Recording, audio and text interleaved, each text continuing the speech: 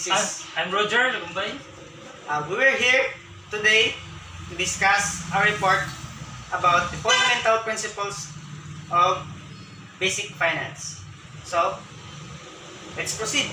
That should be tackled in this video. To elaborate more about the Philippine budget economy, let's watch this small video clip. Ang bawat mamamayan, responsibilidad na magbayad ng buwis. At responsibilidad naman ng pamahalaan na gastusin ang inyong buwis sa mga serbisyong pakikinabangan ng lahat. Pero sa dami ng naglalaban ng prioridad, paano nga ba natutukoy ng pamahalaan ang popondohan ng inyong buwis? At sa dami ng nagtutunggali ang boses, paano naman nakikinig ang pamahalaan sa inyong mga mungkahi? Ang pagbabudget hindi basta-basta. Ang inyong buwis dumadaan sa masusing budget process. Kaya naman ang pambansang budget na naglalaman ng planong gastusin mula sa kita at utang ng gobyerno bilang desisyon ng Pangulo. Binubuo ito at ipinanunukala ng ehekutibo, inaaprubahan ng Kongreso at ipinatutupad ng mga ahensya ng pamahalaan. Pero ang dapat naghahari sa budget process ay ang interes at boses ng mamamayan. Sa proseso ng budget preparation, binubuo ng ehekutibo ang budget para sa susunod na taon. Nagsisimula ito sa budget call, na nagsasaad ng target na kikitain at uutangin at ang planong gastusin ng gobyerno. Pero hindi lahat ng panukalang programa at proyekto ay napopondohan. Limitado kasi ang kaban ng bayan. Parati ring mas malaki ang mga pangangailangan kaysa makokolektang buwis. Kaya naman, umuutang pa ang gobyerno para mapunan ang kakulangan. Kaya mahalagang unahin ng gobyerno ang mga programang tunay na kailangan ng mamamayan. Mahalaga ring mabigyan ng tuon ang mga pinakamahihirap na komunidad. Para matupad ang mga ito, masinsinang pagdedesisyon ang ginagawa ng Pangulo at Gabinete sa tulong ng DBM. Aling mga ahensya ang tataasan o babawasan ng budget at anong mga performance target ang itatakda. Pero paano naman masisiguro na ang mga panukala ng mamamayan ay nabibigyang pansin sa prosesong ito? Kung dati, maliit ang puwang para sa mga mungkahi ng mamamayan, ngayon, inilunsad ang mga reforma tulad ng bottom-up budgeting o BUB para bigyan ng boses ang mamamayan sa pagbubuo ng budget. Sa BUB, may nakalaang budget para pondohan ng pamahalaan ang mga proyektong ipinanukala ng mga komunidad mismo. Sa loob ng 7 buwan, nabubuo ang panukalang budget na isusumitin ng Pangulo sa Kongreso pagkatapos ng kanyang taunang State of the Nation Address. Sa proseso ng budget legislation, tinatalakay ng mga mambabatas ang panukalang budget ng Pangulo at ipinagtatanggol ng mga ahensya ang kanilang mga panukalang programa at proyekto. Kaya malaking hamon sa mga mambabatas kung paano masusuri ng mabuti ang tinatayang resulta ng bawat pisong gagastusin at sa mga mamamayang kanilang kinakatawan. Yan. Unlike in 2019, there is no drama that took place in the signing of the 2020 national budget. President Duterte vetoed 95 billion pesos worth of items in last year's budget which he deemed unconstitutional. For this year, the 4.1 trillion peso budget hurdled the president. This is 12% higher than the 2019 budget. He says the 2020 budget will support the government's vision for more peaceful and progressive Philippines. The social services sector makes up for the largest bulk of the budget at 1.495 trillion pesos or 36.5% of the total allocation. This will fund the Universal Access for Quality Tertiary Education, Universal Healthcare Program, the Pantawid Pamilyang Pilipino Program, and the Unconditional Cash Transfer Program, among others. Last year, the government only allocated 1.377 trillion pesos for these programs. The economic services sector will be getting 1.2 trillion pesos, a huge leap from last year 970.3 billion pesos.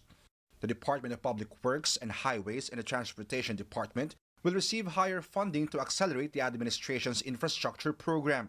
The budget also includes significant allocation to enhance peace and order in the country. The Defense Department will receive 192.1 billion pesos, while the Philippine National Police will have a share 187.3 billion pesos. Some 70 billion pesos will also be allocated for the operational and developmental needs of the Bangsamoro Autonomous Region in Muslim Mindanao. Together, let us ensure that every peso in the budget will never be used to support the selfish greed of the few, but spent exclusively for the benefit and the service of the Filipino. Resource constraint. Government has the ability tax to increase resources.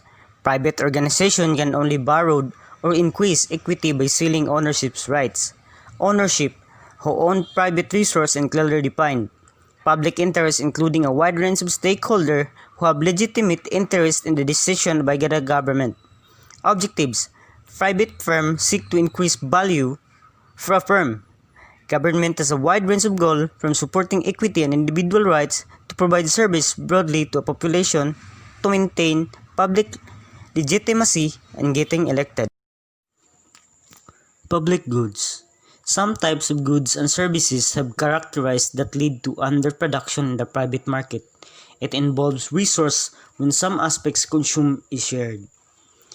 Two characteristics of public goods: the non-rivalry, when a good can be consumed without reducing the consumptions of others.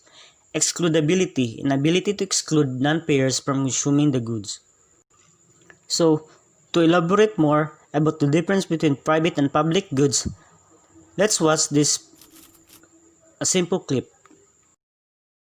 Is also a range. You could set up a giant fence around a park to try to make it excludable, but people can find a way to get in if they want to. It just becomes more expensive to do so. Anyways, you can use these two properties to describe probably any situation you want with varying degrees of usefulness. So let's do that. Let's say everything can be either excludable or non-excludable, rivalrous or non-rivalrous. Things that are rivalrous and excludable we call private goods. These are cars, computers, food, clothing, private land. You have to pay for them, and by acquiring them, you are preventing someone else from having that same item. Something that is non-rivalrous but excludable, that is, you have to pay for it or do something to help upkeep it, but all the people that have paid into it don't subtract from other people's ability to use it. We call collective or club goods. So that's like going to see a movie at a cinema, paying for TV channels with non-broadcast TV, or going to certain ecotourism spots. Things that are rivalrous and non-excludable we call common goods or common pool resources. This applies to a lot of natural resources like fisheries, forests, and certain water resources. It's hard to stop people from using them, and the items you take can't be shared with someone else. Finally, things that are non-rivalrous and non-excludable we call public goods. So that's like your free broadcast TV, scenic views, lighthouses, national defense, flood control systems. They're not called public goods because they are supplied by the government, but most examples you can come up with are goods that would be supplied by the government. Why is that? Let's say a company came in and wanted to make the air cleaner in a city. First of all, clean air is non-excludable. If you make the air cleaner, then everybody gets it regardless of whether they paid or not. So how do you convince people to pay if they're just going to get it for free anyways? Being a company and providing a public good is more of a charitable act than an interaction between customer and business. They could ask for donations, which is what a lot of internet companies like Wikipedia does, but you can get an unfair separation between people who are willing to pay and people who will free ride on the efforts of others, which isn't necessarily bad, but if there's not enough people willing to pay, then it can be a problem. Because this is an issue of excludability, common goods can also have this free rider problem. Clean air is also non-rival. So with whatever number of people that are going to breathe the air, it's going to cost the same. So what should they charge each person, or what should each person be giving? It really depends on how many people are using it, or how many people live there, and how much are they each willing to pay, and how clean is clean enough. Because public goods are hard to put a price on, and it's hard to get people to pay,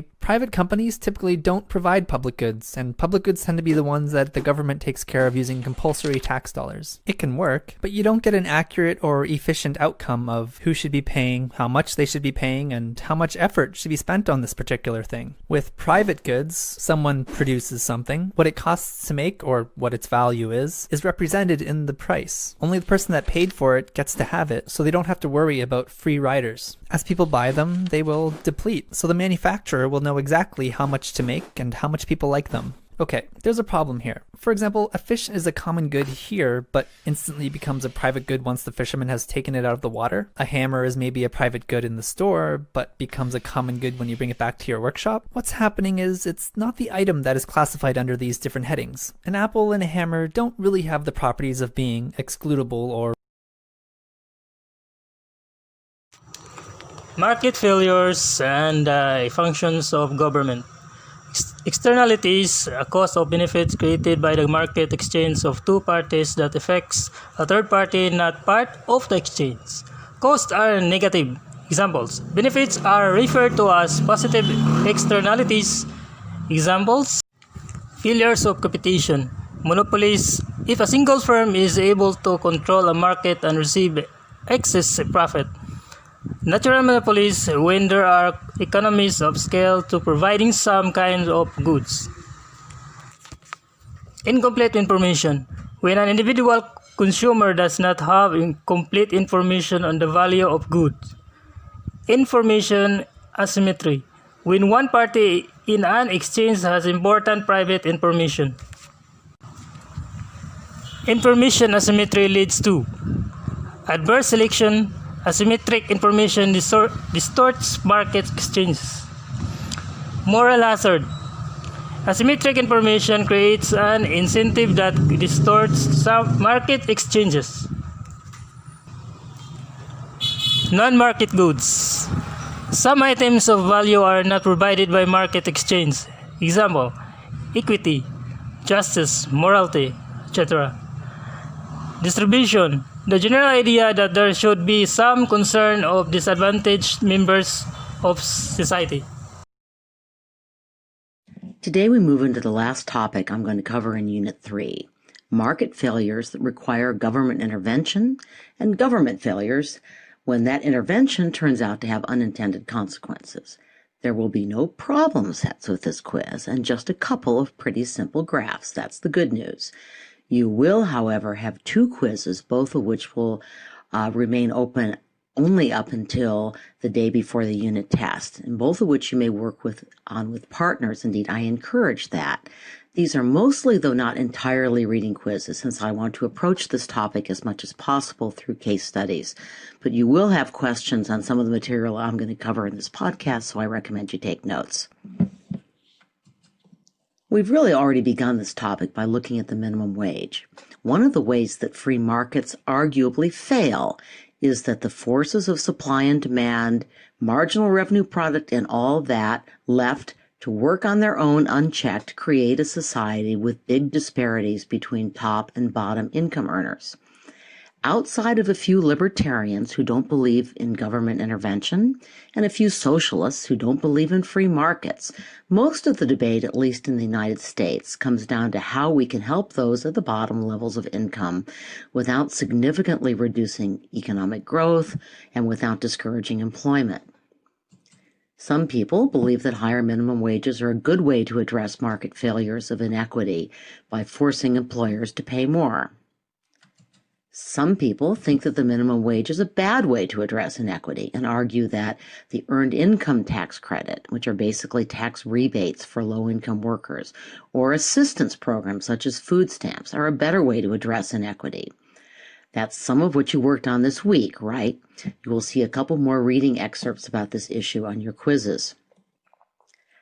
But for now, I just want to note that inequity is one of our four rationales that economists generally cite as justifying government intervention in free markets. I'm going to come back to this slide, and you will need to be able to identify all four of these justifications for government intervention and to see which one applies. But for now, let's turn to another example of market failure.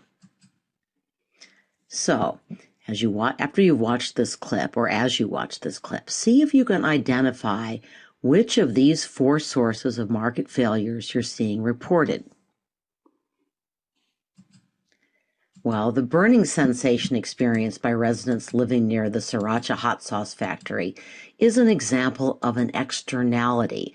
I'll explain what that means by using another example. Well, you see my second example here.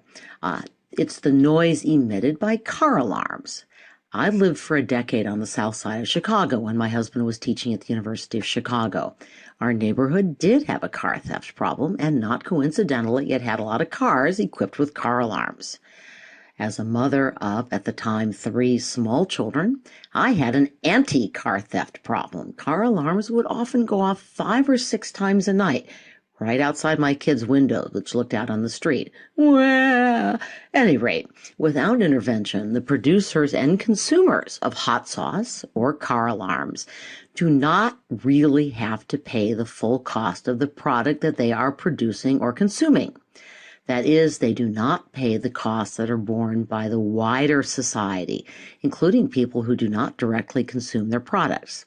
That's what makes these costs externality. They are external to the basic market exchange between producers and consumers. Externality is a very useful analytical concept, and another one up there with opportunity cost and marginal revenue products you can get a raise that you might actually try to keep in your hard drives after this course. So, okay guys, hope you enjoy and you like our topic that we discussed, the fundamental principles of basic finance. So, Thank you for watching and hope you enjoy. Good day.